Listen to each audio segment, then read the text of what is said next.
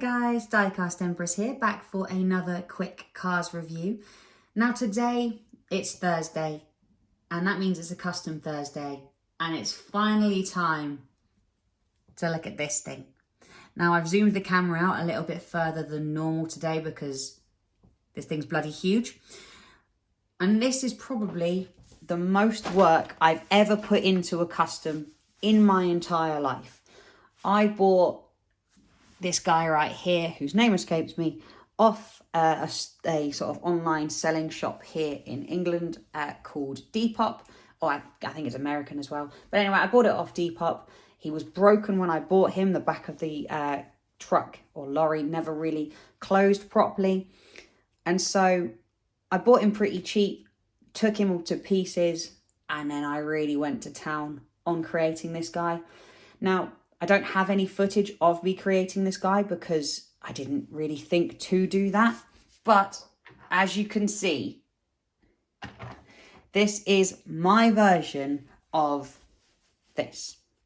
Now, this is sort of the drummer lorry from the Road Rumblers episode of Cars on the Road. Now, annoyingly, we have seen leaks for the drummers for the pitties that hang off this guy already.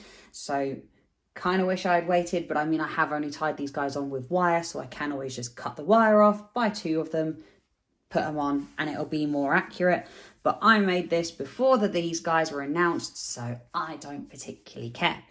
Now, in terms of the work I did to create this, I'm going to run you through it a little bit. Obviously, he's had a brand new paint. He was green, so I've painted him to look sort of rusty and metallic-y and a little bit more like he's been out in the desert, sort of forged and destroyed over the years, or however long they were out in the desert for. Given him blue eyes, because I might have painted over the eyes badly, so I fixed the eyes a little bit, made them a little bit better. I then crafted this speaker, which isn't accurate to the show, I am aware, but it was the best I could kind of do in the time frame that I had and wanted to get it done. And I haven't made the little mini speakers because I quite frankly couldn't be bothered. But I will do, I might refine this, try again in the future and make one more screen accurate with the little two dangly friends. So I might just keep this guy as my first ever attempt. This can be my Mark 1, and then I will make a better version, an updated version with a better speaker box, maybe with the miniature speakers and with the double rails instead of the singular rails that I've done here.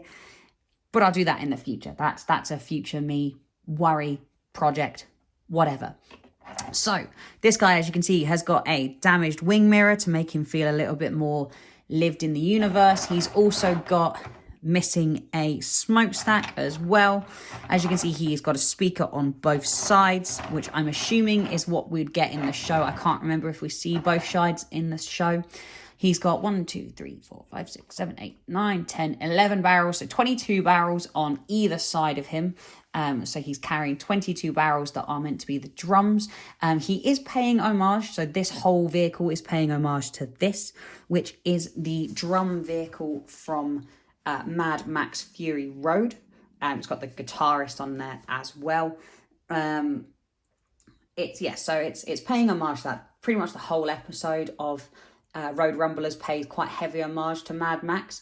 And so, yeah, this guy is definitely a real call to Mad Max. Now, on top, he does have some scaffolding sort of struts that we see in the show and two little pitties dingle-dangling from him right here. One of them is, I can't remember his name. Oh, God, what's his name? The little drummer dude from Sweet Tea's... Sweet Tea and the Legends is the name of the band, but he's the drummer from that. I'll stick a photo here if I can ever remember the bloody name of the thing. So I now do have a spare drum kit. So I've got a little spare drum kit laying around. But anyway, so he's got him on one side, and then on the other side we have a pitty that I used as a custom for my Formula 1 car I made. What pitty did I use for that? Oh, this was one that the back pitty was one of Luggy or Nutty from Mater the Greater. So that's what that one is. It's why he's still got a little bit of a purpley pink face, because he was originally painted purple and pink to be like my Formula 1 car I made, which I'm sure I'll review at some point, but haven't done yet. Anyway, rambling. And then, yeah, I decided to put lots of sort of rust and scrap and dirt into this guy to really make him feel like he belongs in the world. I'm going to try and tilt it so as you can see the top. As you can see, yeah, the top is covered in sort of like grime and dirt, and really make it sort of fit in. And then on the side of the speaker here, I put like a little bit of a protective case to keep the decals that I used on the speaker safe, but that was all scratched and damaged already as I used it as a cutting board for a while. So I think that again fits because it's all dirty and gross and disgusting. And so, yeah, I'm very, very happy with this guy. I don't know if you can tell. I'm going to try and zoom in a little bit, give you a bit of a better view. So bear with me just a moment while we zoom in and change that angle slightly. There we go. Nice zoomed in shot of him.